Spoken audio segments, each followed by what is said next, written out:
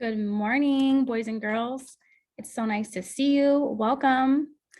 Go ahead in the chat and tell me how you're feeling today. You can go ahead and throw in one of those 4 emojis I gave you there. I'll just give you a moment to settle in and prepare yourself and open up the text that we have been reading, which was Thank You, Ma'am by Langston Hughes. It's great to see that you're doing good today, Sarah. I am too. And Alexis, I'm tired as well, but it's Friday, so we're gonna have a good day. All righty. So today we're gonna start off by watching a quick video. And while you watch the video, I want you to be thinking about what we're gonna learn today. And as you figure that out, go ahead and type it into the chat so we can all see and we can start talking about it. So I would play this short video. It's about 3 minutes, and then students will write in the chat. Great, you're right. We are going to be learning about theme today. So specifically, we're going to be determining the theme of Thank You, Ma'am by Langston Hughes.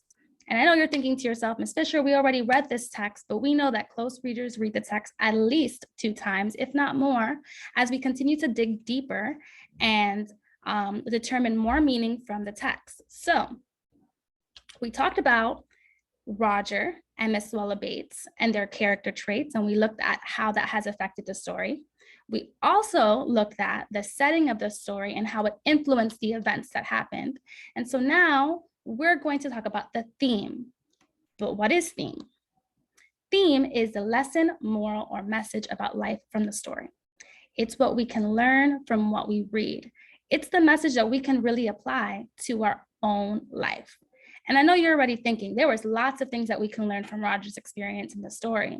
But before we get into Thank You, Ma'am, I want to give you a couple of examples so you know exactly what to do for your assignment today. When I'm thinking about theme, I have to ask myself these very 3 important questions. Of course, I need to know who the characters are, which is why we talked about that first when we read the story. Who are the main characters? And what conflicts are they facing? Conflict is a problem in the story. Usually the conflict is mainly happening to the main character, which we know is Roger, right? So how does that main character react to their problems? Do they run away and cry? Do they throw all their things and stomp their feet? How we respond to the problems that we have in our lives reveal a lot about us as a character, which was what we talked about last time, but also it allows us to learn and to grow. Now, the next question that we want to ask ourselves is, what does the main character learn or change based on their problems? So let's go ahead and practice together. First, I'm going to show you an example and then we'll practice together. Okay, so let's take a look at this text. I'm going to read it to you, and while I'm reading it to you, I want you to make sure that you are also reading on the screen in front of you, okay? It says, in his sophomore year of high school, basketball legend Michael Jordan tried out for the varsity basketball team. But at 5 feet and 11 inches tall, the coach believed that Jordan was too short to play. The coach cut Jordan from the team. Jordan didn't let this obstacle defeat him. In fact, it pushed him to work even harder. He trained vigorously and grew another 4 inches the following summer. The next year, Jordan made the varsity squad. He averaged 25 points a game and went on to become one of the greatest basketball players in history. I know what you're thinking. Michael Jordan was cut from his middle school basketball team? Absolutely, this is a true story, you guys. But let's focus in on those questions, right? So who's the main character here? Michael Jordan. He's a main person in this short text that we're looking at. And his conflict, which is his problem, is that he was cut from the team because he was too short to play. Now, Jordan, he could have done a number of things, right? He could have responded by saying, you know what? I'm done. Basketball's not for me. But how did Jordan respond to his conflict? The text says, he trained vigorously and grew another 4 inches And eventually, what happened? What was the result of his response? He made the varsity squad. So his response to his conflict was that he trained and trained and trained. That's what the word vigorously means. He trained very hard. And then the result of his response, how it eventually changed the course of our small story here, is that he went on to become one of the greatest basketball players in history. So let's go ahead and take a moment to collaborate here on this collaboration board. When I think of how Jordan responded, I think of perseverance. I think determination. I think keep trying. Go ahead and throw in a couple other big ideas that you can think of when you think of Jordan's experience and his conflict and how he responded to his conflict. Awesome, great. I see lots of wonderful ideas here. Excellent. So let's keep this in mind. The theme that we're constructing today is not a big idea, not just one word like perseverance and determination, although oftentimes that's tied to what we think of theme. Today, we're coming up with a thematic statement. It is a sentence, okay? So, for example, a couple of sentences here that are themes. Gossip can destroy a person's reputation. Trust cannot just be given, it has to be earned. And when we're thinking about Michael Jordan, his conflict was that he was cut from the team. His response was that he trained vigorously. And the result was that he became the greatest basketball player of all time. I can say hard work and determination it's cut off here for some reason. Let's see if I can zoom out a little bit. Well, that should have said hard work and determination can lead to success. Exactly. So I know some of you put determination, you put success as one of those big ideas. Sometimes when I think of those big ideas, it allows me to eventually create my thematic sentence, my thematic statement. So hard work and determination can lead to success. That is the message from Michael Jordan's story based on how he responded to his conflict. Excellent. Now, let's practice together. I want us all to read this passage, and I want you to think to yourself, what is the conflict? How are the characters responding to the conflict? And how did it end for those characters? So at this time, I will give students the opportunity to read it to them, we'll read it together, and then I would ask them to tell me what the conflict is and allow them to unmute themselves and share out. And this is my opportunity to check for their understanding before I continue to move on and to also address any misconceptions. And so a popular misconception that I often find when teaching theme is what I'm going to address in the next slide.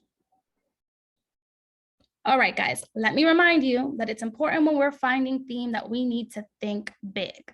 Okay, the theme of the story is not just tied to that one story. I know sometimes we forget and we say things like, okay, the theme is that Sammy should have done his homework, because we know that Sammy was being a little bit of a procrastinator, right? He wasn't working on his assignment right away, just like Tammy did. But the theme should be a big real world message, something that you actually can apply to your own life. And so when I think of it that way, I'm not going to put the characters' names in my sentence. I'm not going to only think of the setting of that particular story. I can say something like, Sammy didn't do his work in the beginning, Tammy did. Sammy ended up not being able to enjoy the theme park experience because he got grounded. So what I learned from that is it is better to do things right the first time. And that is the thematic statement from that story. Good job for those of you who were right on track with that. Okay, so today we are going to, using the events in Thank You Man that we read together, we're going to complete this graphic organizer. You are going to first write down, let's let it pull up. Here we go. Do we all see that? Can I get a thumbs up? Awesome, awesome. Just making sure you can see what we have here on screen. All right, we can see here that we have to write down the conflict or the problem of the story, what they did to solve the problem, and any other clues about, and you can totally add in the things that we discussed before about the character, about the setting, that allows us to understand really the message that the author wants us to know. Remember, it is usually hidden in the story. We have to take the time to make those inferences to determine what the author wants us to understand. We're in 6th grade now, guys. The author's not going to just say, hey, the lesson here is that you shouldn't blah, blah, blah, blah, blah. We have to look at these problems and look at the character's response, and then that's how we figure it out. Okay, awesome. So I'm going to stop sharing. And here's what I want. I would like for Matthew, Blaze, Kylie, Adeline, you're going to join me in the breakout room so I can provide you with additional support.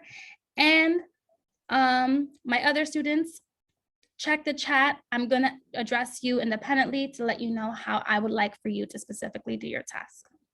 Awesome. So at this time, I would have a breakout room with those students who are demonstrating that they need a little bit more extra support. And that's how I will begin to differentiate my instruction with this particular lesson.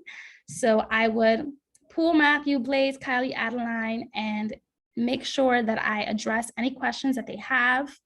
Being that they are already lacking proficiency, I may also gear them towards that conflict, maybe pointing it out for them, having that discussion, maybe allowing them to plug in some pieces before they determine the theme on their own. With my students who are proficient, I would give them the opportunity to try and work through that on their own, the entire graphic organizer, and encourage them to pull some evidence that they could probably like quote in there. But for the most part, allow them to work on it and get through that independently. And for my advanced student, I will try to stretch them a little bit further by having them, after they complete their graphic organizer, write a short paragraph response in which they would tell me what the theme of the text is and include evidence from the text to support that theme and provide a bit of an elaboration after that.